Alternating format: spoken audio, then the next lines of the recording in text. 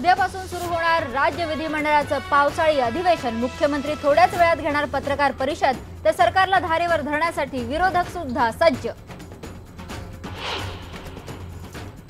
गडचिरोलीमध्ये माओवाद्यांना मोठा धक्का। कोटमी परिसरातल्या 9 माओवाद्यांचं आत्मसमर्पण। माओवाद्यांवर होतं 30 लाख रुपयांचं बक्षीस।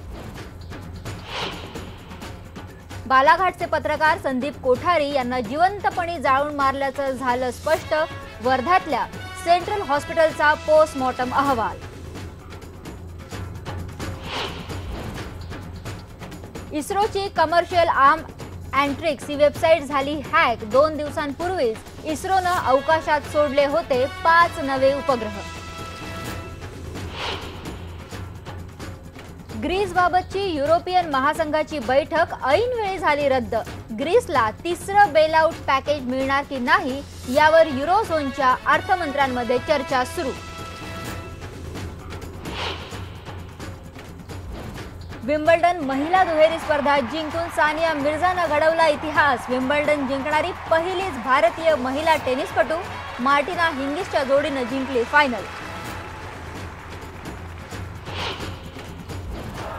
आणि आज मेन्स फायनलमध्ये रॉजर फेडरर आणि नोवाक जोकोविच आमने सामने, तर मिक्स डबल्सच्या विजेतेपदासाठी लिएंडर पेस आणि मार्टिना हिंगिस देणार झुंज।